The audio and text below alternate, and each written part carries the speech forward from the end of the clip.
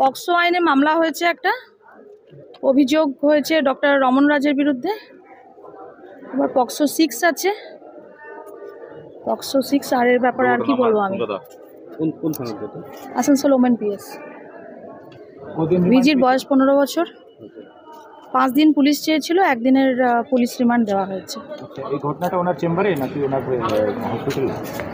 পরবর্তীকালে জানা গেছে ঘটনাটা হয়েছে। ঘটনাটা চেম্বারে হয়েছে নাকি ওনার কোনো প্রাইভেট হসপিটালে? সেটা তো পেশেন্টের সাথে হয়েছে, পরবর্তীকালে বাচ্চাটি বলেছে ঘটনাটা। সেটা অ্যাটেম্প্ট টু রেপ আছে 64(2) পক্সো 6 আছে, আর উপরে 64(2) তো আছে অ্যাটেম্প্ট টু রেপ। বিএনএস।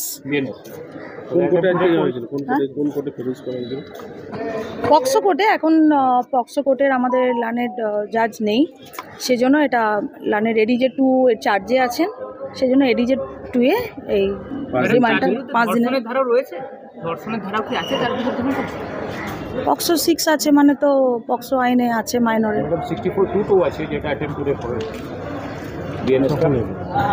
হ্যাঁ 64(2) আছে, 64(2) আছে, কিন্তু এটা এখন এইটা এখন জাস্ট একদম ইনিশিয়াল স্টেজ ইনভেস্টিগেশন,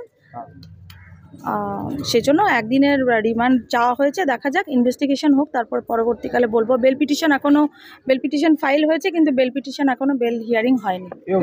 কথা হচ্ছে এটা কি জানা গেছে? চেম্বারে হয়েছে না ইসে হয়েছে? পরবর্তীকালে জানা যায়। বাচ্চাটা পরবর্তীকালে এসে বলছে, বাচ্চাটাকে ট্রিটমেন্টের জন্য নিয়ে যাওয়া হয়েছিল। পরবর্তীকালে বাচ্চাটি বাড়িতে এসে বলেছে যে ঘটনা, যে আইনে মামলাটা ফাইল করা হয়েছে, সেই ঘটনাটা পরবর্তীকালে বাচ্চাটি ঘরে এসে পরে বলেছে। মিতা মজুমদার। আপনি সরকারি আইনজীবী? হ্যাঁ, পক্সো।